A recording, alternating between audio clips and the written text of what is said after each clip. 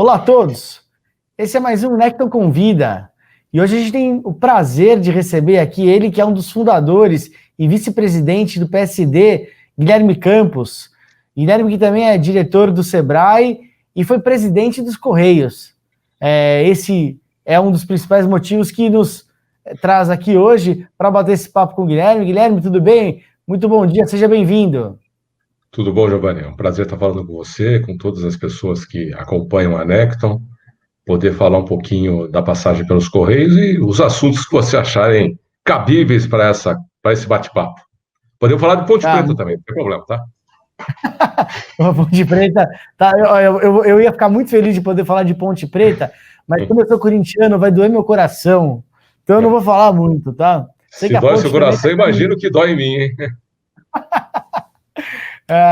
Guilherme, muito legal, a gente agradece muito sua participação aqui, e a gente vai abordar alguns temas aqui, né, eu sei que você é um dos idealizadores ali também do programa do Simples Nacional, eu também queria bater um papo sobre reforma tributária e etc, mas inicialmente eu queria introduzir a nossa conversa para entender um ponto que acho que chama muita atenção do mercado de investimento e da sociedade como um todo, né?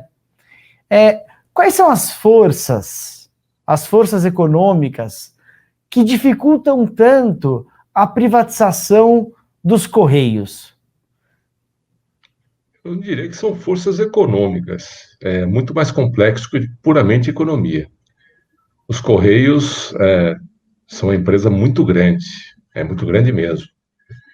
356 anos, 6 ou 7 de história. A primeira empresa de comunicação do país, usando a tecnologia da época, que era papel e tinta e uma sofisticada rede de logística para fazer chegar a mensagem do ponto A para o ponto B. É a única entidade, pública ou privada, entidade, empresa, instituição, aí se escolhe o nome, presente nos 5.570 municípios do país. A única, não tem nenhuma outra. Nenhuma, mas nenhuma mesmo. E vem sofrendo, aqui no Brasil, como sofreram todos os Correios do mundo, com o impacto de uma nova tecnologia, que praticamente acabou com aquilo que era o monopólio, que é a atividade postal, a atividade de você mandar se comunicar com as pessoas através de papel e tinta. Essa mudança afetou diretamente a empresa, ela pelo menos deveria estar se adequando à nova realidade, e é um grande ativo do Brasil, do Estado brasileiro, um grande ativo de todos nós brasileiros. E só acho que deve ser valorizado se tiver que ser passado para frente, ser privatizado, seja passado para frente, seja privatizado por um valor condizente a toda a sua grandeza.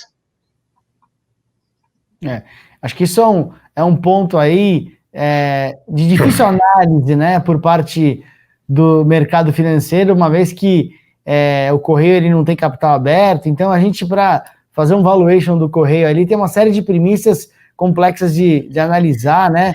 Mas um dos pontos que a gente sente, e eu queria saber a sua opinião, o senhor como presidente ali por quase 2 anos dos Correios, né, até mais, Foi de junho de 2016 a abril de 2018, para ser mais exato. Quase 2 anos, certo? Isso, certo. Boa. E assim, a gente sabe que o Correio ele tem o filé, mas tem o osso também, né? O Correio tem uma abrangência de 95% dos lares, né? É uma premissa. Você acha que essa necessidade de manter essa atuação por todo o Brasil, né? Pegando as partes que são mais rentáveis e mais fáceis de trabalhar, mas também atendendo aquelas regiões mais inóspitas, mais distantes. Você acha que isso é um fato que pode inibir um pouco a concorrência pelos Correios, ou as empresas elas têm condição de absorver dessa forma? Eu acho que é uma decisão de Estado isso. Na hora que você for modelar como é que vai ser o processo de privatização dos Correios, você tem que estar delimitado tudo aquilo que você acha interessante, você acha fundamental para o Estado brasileiro, mais uma vez. Eu, pessoalmente, acho que jogar fora esses 3 séculos e meio de história dos Correios fora é um grande desperdício desse ativo, a presença nacional, a presença por todo o território nacional. Você está lá, tem um custo, e esse custo era compartilhado, subsidiado com as regiões mais rentáveis, um subsídio cruzado que durante o período do monopólio postal era facilmente absorvido. Hoje, com a maior atividade dentro do ramo das encomendas, os Correios continuam sendo ainda muito competitivos, confiáveis, tem aí, por parte do brasileiro, uma tranquilidade que quando manda pelos Correios chega. Não vou entrar no mérito, se demora um pouquinho mais, demora um pouquinho menos, mas chega, tem aí essa tranquilidade, e poderia ser os Correios usados aí pelo próprio Estado brasileiro, federação, unidades da federação e municípios, como um grande balcão de atendimento do cidadão, como já foi feito, inclusive, por vários outros Correios espalhados pelo mundo. O mais emblemático disso é o Correio Inglês, que pegou as agências dos Correios e virou ponto de atendimento ao cidadão. Não precisa criar mais nada, já está lá, é só fazer uso daquilo que está lá, estabelece um custeio para esse uso e pronto, tá resolvido uma parte dessa presença nacional. Depende muito do modelo que você quer. Uma decisão é de Estado, não é uma decisão de negócio. O negócio vai ser uma consequência da decisão de Estado. Tem que ter uma agência reguladora também para controlar toda essa parte de logística, que hoje o controlador, como efeito colateral pela sua presença, pelo seu tamanho, são os próprios Correios. Eles que controlam todo esse mercado da logística e da encomenda oriunda do e-commerce dentro do Brasil.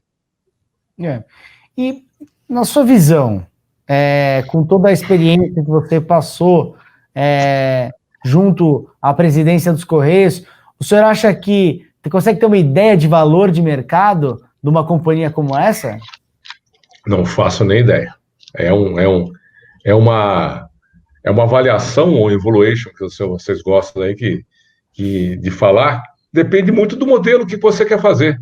Vai ficar com os funcionários, não vai ficar com os funcionários, vai ficar com as regiões mais remotas, não vai ficar com as regiões mais remotas, vai ficar com os ativos, bens, os imóveis, os equipamentos. Depende da modelagem que você fizer.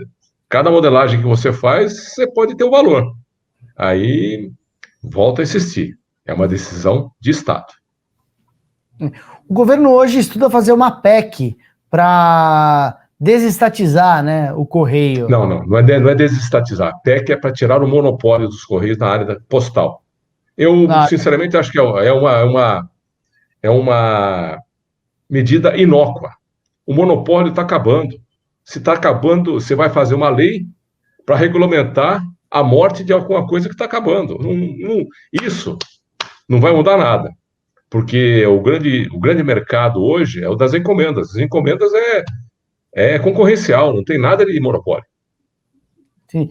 Então, Guilherme, na sua visão, o próprio processo de mercado, ele já está desconstruindo esse monopólio naquilo que é o ativo que hoje mais interessa aos Correios? Esse mais ou menos é um ponto de vista que eu tenho? O mercado não está desconstruindo o monopólio. Quem desconstruiu o monopólio são as novas tecnologias. As novas tecnologias de comunicação. Começou com o e-mail, tem o WhatsApp, tem todos os mecanismos de comunicação das pessoas que torna a atividade postal praticamente uma atividade de museu, uma atividade do passado. É uma coisa que desenhista nanquim para projetos de engenharia, não existe mais. É o que passaram as carruagens quando veio o trem. Escola de datilografia, para quem começou a trabalhar com o computador. São atividades que não existem mais. Não é nem o mercado, é nova tecnologia, é disruptivo. Então, nesse mundo onde o Correio tem o monopólio da postagem, certo? O Certo. serviço de entregas é um serviço aberto, naturalmente. Aberto. Normalmente, tá aí, tá todo mundo mandando bala. E os Correios ficam nessa lenga-lenga ali, e aí eu vou puxar um pouco a sardinha para minha gestão. Todo o planejamento que foi feito para que os Correios pudessem ter uma participação no mercado cada vez maior foi colocado de lado, e o mercado está engolindo a participação dos Correios. Eles ficam estudando, não colocam em prática, o mercado não quer saber, vai para cima. E o senhor, com a experiência da vivência lá, qual seria um caminho ideal, dado que o principal produto hoje, do qual ele deve ter um investimento altíssimo, é um serviço decadente, e do outro lado você tem uma autoconcorrência de empresas internacionais ali, diminuindo o custo e sendo, eventualmente, tendo uma performance melhor que o Correio. Qual é o caminho que o senhor acha que os Correios devem tomar? Se é de fato uma privatização ou não? Se o Brasil deve manter o serviço de postagem como é hoje e evoluir ele? Como que o senhor vê esse assunto? Bom, vamos fazer aqui um breve histórico da minha passagem pelos Correios. Eu, como falei anteriormente, cheguei à empresa em junho de 2016. Eu fui o último dirigente partidário que pôde assumir uma empresa pública antes da alteração da lei das estatais, que hoje a lei das estatais criminaliza a atividade partidária. Só permite que alguém que foi dirigente partidário assuma uma empresa estatal depois de uma quarentena de 3 anos. Para mim, é uma criminalização da atividade partidária. Com a nossa chegada lá, tivemos a oportunidade de ver uma empresa muito confusa. Havia tido um prejuízo no ano de 2015 da ordem de 2,5 bilhões de reais. Começamos a implementar uma série de medidas para segurar o custo, de contenção de custos.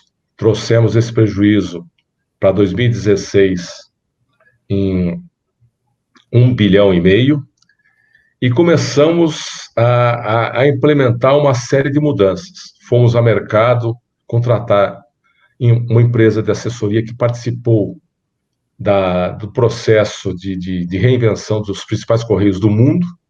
Posso falar que é público, que foi a Accenture, alguém que conhecia o ramo postal, que conhecia o processo de reposicionamento das empresas postais pelo mundo, e para aproveitar os atalhos, implementamos uma série de mudanças dentro da empresa, na sua estrutura, orçamento base zero, enxugamento com PDIs, olhando para o mercado com uma nova política comercial mais agressiva e simples, e trouxemos a empresa para um outro patamar, já em 2017, fechando o ano de 2017 com 667 milhões de lucro. E todo um planejamento para os próximos anos, que seriam necessários para que os Correios pudessem fazer essa transição. E qual o modelo que nós pregamos? É um modelo que foi usado por Correios, onde o grande paradigma para mim é o Correio da Alemanha. O Correio da Alemanha começou um processo de parcerias com a iniciativa privada em diversas atividades que são exercidas pela empresa. O exemplo mais representativo é a DHL. A DHL é uma empresa de entrega de encomendas que pertence ao Correio alemão, o Deutsche Post. Então, é uma empresa privada pertencente ao Correio alemão. E fez isso com várias outras atividades. A nossa proposta, que foi aceita pelo ministro das Comunicações, à época, ministro Gilberto Kassab, e pelo presidente da República, o nosso Michel Temer, que nos deram aí toda a força e o patrocínio para que esses projetos, esses encaminhamentos pudessem ser implementados. E é por aí, é através de parcerias com atividade privada em diversos setores dos Correios, para que pudesse fazer essa transição. uma transição que você tem funcionários estáveis, oriundos do período de ouro do monopólio postal enxugando, os funcionários estáveis também se aposentando e fazendo a transição para a atividade privada, colocando o Correio como assim, um grande integrador de serviços logísticos do Brasil. Muito bem, muito bem. É interessante mesmo. É engraçado, né? Eu acho que a gente vem de uma série de mudanças políticas, né, que estão em percurso no Brasil, e a gente está buscando uma identidade. Eu acho que esse é um ponto central ali do debate político brasileiro. E o tema privatização, muitas vezes, ele é tratado de uma forma que ele serve muito mais como É bandeira. simplista, é muito fácil, vai lá e vai vender. Ele serve muito mais como bandeira eleitoral, muitas vezes, como uma narrativa inconsistente ali, não exequível, do que de fato algo que possa se materializar, né? A gente tem um exemplo aqui em São Paulo, o governador João Dória, quando ele teve sua fase na prefeitura, ele tinha uma visão de privatizar uma série de serviços, né? E eu sempre me questionei, né? Você vai privatizar o Pacaembu, por exemplo, né? Poxa, será que o Pacaembu é alguma coisa que alguém queira comprar? Né? Dado que ele tem ali um compromisso histórico, tombado, uma logística complexa de você fazer qualquer alteração. Pelo que eu estou sentindo no tom do teu ponto de vista, essa situação de privatização de Correio está indo um pouco nessa linha, né? É mais retórica do que, de fato, algo que vai agregar valor aí financeiro ou de logística para o Brasil. É mais ou menos isso? Essa pergunta o tempo responderá. Não serei eu. Eu acho que Mas o senhor compartilha. O tempo responderá. Nós deixamos aí todo um planejamento que não foi executado por quem nos sucedeu. Não vou entrar nos motivos, não vou entrar no mérito, é simplesmente uma constatação. Houve se parou de fazer os projetos e as implementações necessárias para que os Correios pudessem se recuperar. E nessa questão das parcerias, nós, através da Correios PAC, a empresa de participação dos Correios, que foi extinta pela atual gestão, nós promovemos uma parceria com uma empresa privada para se criar uma nova empresa de transportes no Brasil, onde a participação seria 49% dos Correios, 51% com a Azul. Dentro dos custos dos Correios, o primeiro custo é pessoal, o segundo custo é transporte. E dentro do transporte, o primeiro custo é o transporte aéreo. Os Correios têm a lógica, hoje, para as encomendas, a mesma lógica do passado da atividade postal. Tanto é que transporte aéreo noturno. Se consolida toda essa carga durante o dia e transporta através de cargueiros dedicados no final do dia. Hoje, são 20 localidades do país que recebem esse transporte aéreo. Vai a atividade postal e vai a atividade de encomendas juntos.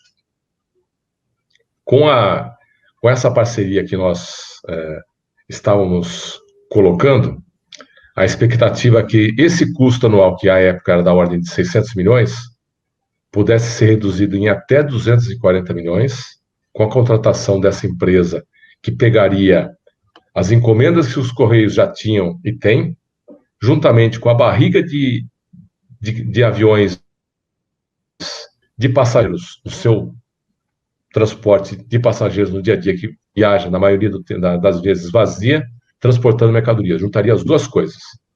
Pouco investimento e muito mais uma coordenação dos processos. E se criaria uma grande empresa de logística, permitindo que os Correios pudessem entregar até mesmo para várias localidades durante o mesmo dia. Sairia de 20 pontos para mais de 100 pontos no Brasil com a entrega de transporte aéreo. Foi aprovado por todos os órgãos de controle das empresas públicas, foi aprovado pelo CAD, em ambos os casos sem ressalvas, sem apontamentos, lisinho. Quem nos sucedeu não se sentiu confortável em implementar essa parceria, chegando aí chegando a ser colocado que era um crime de lesa pátria isso que estava sendo constituído por essa empresa, porque estaria concorrendo com os próprios Correios. E é verdade, é uma empresa privada para concorrer com os próprios Correios, da qual os Correios eram sócios em quase 50%. Então, morreu. Voltando para o jogo, na verdade, né? Tá voltando para o jogo, na verdade, né? Porque... tá voltando para o jogo, é isso aí. Pegaria tudo aquilo que os Correios teriam de positivo, trazendo que a iniciativa privada também tinha de positivo, e faria uma grande junção. É verdade. Como você mesmo disse, o tempo dirá, né? Hoje, o ministro Fábio Faria disse que até o final de 2021 vai privatizar os Correios, vamos aguardar aí para ver. Mas vamos mudar um pouco o rumo da prosa. Como vice-presidente aí do PSD, como é que está a relação com o governo? O PSD hoje é um partido que se considera integrante ali do bloco do governo, atua de forma mais independente. E qual é a sua visão aí com relação a possível... Eu já vou fazer duas perguntas aí. Uma não tem nada a ver com a outra, tá? Mas eu vou já emendar as duas, porque eu acho que para contextualizar vai ficar mais fácil. E primeiro a visão, né, do bloco que o PSD hoje integra, e também a visão do partido com relação à reforma tributária e à reforma administrativa, ambas apresentadas ao Congresso aí pelo governo. Bom, primeiro o PSD não participa de nenhum bloco, nem na Câmara, nem no Senado. Na Câmara tem aí a quarta bancada, com 37 deputados. O Senado é a segunda bancada, com 13 senadores, desculpa. E tem uma atuação absolutamente independente. Não tem nenhum vínculo com o governo. Embora, tanto na Câmara como no Senado, a maioria dos seus componentes são simpáticos ao governo Bolsonaro. O PSD, enquanto partido, não está atrelado ao governo. Tem aí essa independência para poder tocar o dia a dia do partido e votando aquelas propostas que são importantes e necessárias para o país. Nunca deixando de estar junto ao longo de todo esse processo. Toda essa articulação política, toda essa coordenação de bancadas, toda essa relação com o governo é conduzida aí com muita competência pelo nosso presidente nacional, que é o ex-ministro Gilberto Kassab. Você perguntou das reformas, né? Isso. Das reformas. Bom, eu, enquanto deputado, sempre tive uma atividade muito próxima à atividade produtiva, sempre fui membro da Comissão de Finanças e Tributação, sempre estive próximo a esses assuntos, principalmente ao empreendedorismo, cuja frente parlamentar da micro e pequena empresa eu tive a oportunidade de ser presidente da frente e sempre vou participando das atividades relativas à reforma tributária. A reforma tributária é um desafio, Eu faço aí um paralelo. A reforma da Previdência está para uma regra de 3, assim como a reforma tributária está para as equações de Maxwell, de eletromagnetismo. É de uma complexidade completamente diferente, mas é completamente diferente. Reforma tributária, do jeito que é conduzida, é muito mais quem fica com o quê. Não se discute como harmonizar essa maluquice que é a nossa legislação tributária. Quem entra com a parte doída, quem entra com sangue, é o contribuinte, porque o restante só partilha. Só partilha. Eu vejo com muito ceticismo a aprovação de uma reforma tributária, especialmente no ano como esse aqui, que é um ano de eleições, não tem tempo hábil para isso. Vejo com muitas ressalvas você fazer mudanças em momentos onde há déficit fiscal, cada um puxando para o seu lado, aquela máxima, né? Casa que falta pão, todo mundo briga, ninguém tem razão. Vejo com muita preocupação. Eu acompanhei duas conduções. Uma época pelo deputado Arlindo Quinalha, do PT, no momento que o governo tinha superávit fiscal, poderia implementar uma reforma sem tantos traumas, podendo fazer uma transição que não levasse risco a políticas fiscais da federação, dos estados e dos municípios, e depois acompanhei a reforma fiscal conduzida pelo deputado Sandro Mabel, que é empresário, extremamente articulado, botou sua proposta a público, não conseguiu fazer vencer. Acompanhei a proposta do deputado Rauli, que hoje é a base da proposta que vem do Senado, que também tem todos os méritos, mas vejo muita dificuldade. A complexidade é muito grande mesmo. Reforma tributária, no frigir dos ovos, é quem quer abrir mão de dinheiro e de poder? O governo tentou simplificar isso, né? Uma das propostas que estavam ali em debate, bem acaloradas há bastante tempo, era a PEC 45, né? Do deputado Baleia Rossi e também com construção aí do Bernardo Api. Uma proposta ampla. Ampla, né? Os dois. Mas aí você pega a 45 que está na Câmara e a 110 que veio do Senado, elas são muito parecidas.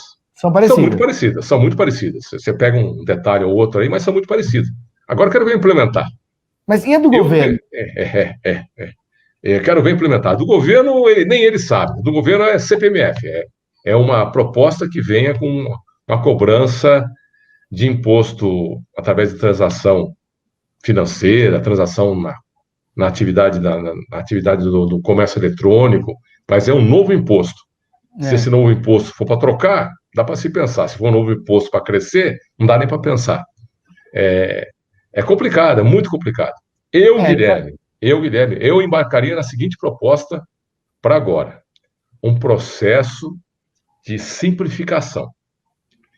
Fui autor, inclusive, de projetos que não permitiam que os governos te pedissem todas aquelas informações acessórias que são uma loucura. São uma loucura. As informações já estão nos bancos de dados dos diversos fiscos, eles que tinham que se virar para pegar o dado que eles precisam. Bom, não fica o contribuinte trabalhando para os governos. Seria isso. E a outra seria acabar com o ativismo fiscal das receitas, quer sejam federais, estaduais e municipais. Os caras têm uma imaginação que não acaba. Cada dia inventa uma coisa. Não tem como acompanhar. Não tem. Se conseguisse implementar essas duas coisas do jeito que está aí, já teríamos um grande avanço. A tua região é de Campinas, né? Campinas região, uma área que perdeu, deve ter perdido muita indústria, muito ponto fabril ali para regiões com diminuição de carga tributária, né? Uma vez que Campinas ali está quase que na Grande São Paulo, né? Uma região e a própria cidade em si, de muita pujança, etc. Mas eu acho que realmente o tema da reforma tributária, infelizmente, ficou para o ano que vem, né? A gente tem uma pesquisa que a gente faz com as lideranças do Congresso, né? E tinha-se uma expectativa de que votassem ainda esse ano a reforma tributária, mas o último barômetro que a gente fez já... Esquece. Ali, esquece. Difícil, né? Nem o Pacto Federativo, os líderes estão acreditando mais na votação para esse ano, né? Acho que... Mas você já viu a complexidade do que é o Pacto Federativo? A mudança do Pacto Federativo é quem fica com o quê? A mudança da repartição daquilo que é recolhido, aquilo que é arrecadado. Não é fácil, vai tirar... Quem quer abrir mão de receita? Sem uma mudança estrutural, né? Se faz uma mudança estrutural, faseada, como a proposta tanto do Senado como do Congresso, de 10 anos, né? Onde você vai fazer... 10 anos não implementa nunca, cara. Não implementa nunca. Não implementa, não tem... Essa é conversa para bom de mais longo. Não, tem que ser mais curto. Tem que ser mais objetivo, tem que ser mais simples. Mas as propostas, elas são, né? 10 anos de implantação, né? É a proposta que está lá, não posso fazer nada. Bom, Guilherme, por fim aí, como é que está o cenário das eleições municipais no PSD? Quais são as cidades ali que vocês estão confiantes? Dá um retrato aí pra gente do cenário eleitoral municipal. O PSD é o segundo partido em número de candidatos, tanto no Brasil quanto em São Paulo. Em São Paulo são 200 candidatos a prefeito. Só perde para o partido do governo, que tem 490. O restante, nós temos mais candidatos. Está muito bem posicionado, é um partido que vem se fortalecendo, crescendo ano a ano, e se posicionando em cidades importantes com grandes chances de ter um bom resultado eleitoral. Eu vou dar o exemplo da própria cidade de Campinas. Temos aqui um candidato muito, muito competitivo, com grande chance de vitória, grande chance mesmo. E no Brasil como um todo, pegar o exemplo de Belo Horizonte, o prefeito Calil é do PSD, está com uma avaliação, segundo as pesquisas, de poder ganhar até em primeiro turno. São resultados muito expressivos esses. E se repete para todos os anos. Os estados como o Paraná, onde nós temos o governador, o Ratinho Júnior, vem muito forte. A Bahia, que tem a liderança do senador Otto Alencar, vem muito forte. Minas Gerais vem também muito forte nesse processo.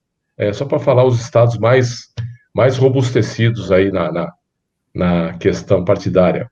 Aí Piauí, Sergipe, Pernambuco, Ceará, Santa Catarina, são todos estados que nos permitem ter aí uma expectativa muito otimista a respeito das eleições.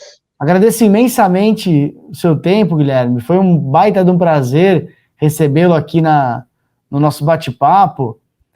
Queria abrir espaço aí para suas considerações finais. Eu que agradeço a oportunidade de estar conversando com vocês, podendo falar um pouquinho da nossa experiência ao longo tanto de congresso quanto de Correios. Acho que esse debate trazendo aí quem tem atividade pública para se ter uma visão um pouco diferente daquilo que é noticiado, né? Porque noticiado sempre tem o filtro de cada uma dos veículos. Aqui está direto, pode falar sem interpretações, sem ter cada um, possibilitando a cada um fazer o juízo daquilo que está sendo colocado. Fico muito tranquilo naquilo que foi feito ao longo da nossa passagem pelos Correios e vejo nessa empresa uma grande empresa do país. Só peço que tenha muito discernimento e muita objetividade na hora das definições do que fazer com a empresa. O pior dos mundos é não fazer nada. Não fazer nada com os Correios é perder valor a cada dia, porque os outros estão fazendo. Cada dia um vai tirando um pedacinho. Cada dia um vai pegando uma parte dos Correios. E só dando um exemplo também da nossa passagem, me estendendo um pouquinho, Giovanni, a Amazon quis conversar com a gente. Então a Amazon veio com um primeiro dia, conversa tranquila, aquela conversa olho no olho, né? Bem frio. Daí veio no segundo dia, já veio pesada, né? Já veio pesada. A Amazon é o grande post-killer do mundo inteiro. Aonde ela vai, ela acaba com os Correios. Mas a conversa só fluiu quando nós fizemos a seguinte consideração e tomamos o seguinte posicionamento. Amazon, nós sabemos que vocês vão vir para o Brasil. Vocês estão no mundo inteiro, tem todo esse peso, essa representatividade, esse dinheiro, essa robustez financeira para vir para o Brasil. Só que o Brasil não é como um país da Europa, onde vocês vão lá, implementam uma operação do dia para a noite e resolve. O Brasil é muito complicado. O Brasil é muito grande. Então, vocês têm duas alternativas. A primeira alternativa são sozinhos, implementando toda uma rede de distribuição pelo país, que vai te custar muito tempo e muito dinheiro. Ou então, fazendo uma parceria com os Correios, que pode te custar muito menos tempo e, com certeza, menos dinheiro. E a conversa fluiu. Infelizmente, eu deixei de estar à frente da empresa, não sei como é que foi o finalmente dessas conversas. Tinha um NDA com a empresa e não sei como é que foi o finalmente disso. Mas é um exemplo do que pode acontecer e tem que saber valorizar. Eu sou comerciante, filho de comerciante, neto de comerciante. E meu pai sempre dizia uma coisa: se você quer vender alguma coisa, você tem que falar bem daquilo que você vai vender. Você não pode falar mal. Você tem que vender bem. E espero que que se aplique esse pequeno ensinamento muito sábio por parte do meu pai. Tem que vender bem, e para vender bem, tem que falar bem. É isso aí. Bom, acho que tivemos uma aula aqui, não só de correio, né, mas uma aula política e a visão de um empresário. Acho que, por mais que você tenha participado aí, com todo o perdão de chamar de você, estou te chamando de você a live inteira, agora eu pedi desculpas também, né? No final da conversa. Já passou. É coisa de corintiano. É coisa de corintiano, é verdade. É coisa de corintiano, Mas acho que a visão de um homem de negócios aí a respeito de uma empresa, né? A gente tem que fugir muito dos estereótipos, né? E olhar o que de fato é consistente do debate. Acho que esse foi um debate muito consistente. Quero agradecer mais uma vez. Quero pedir para toda a nossa audiência para se inscrever no canal, para curtir o vídeo. A gente também esse bate-papo nosso, ele também vai estar disponível em todas as plataformas de podcast e tudo mais. Eu quero agradecer mais uma vez a honrosa presença aqui conosco e desejar uma boa tarde. Eu que agradeço. E, Giovanni, só para encerrar, os Correios são o maior balcão de atendimento de varejo do país. Está ali, está pronto. Isso aí vale bastante.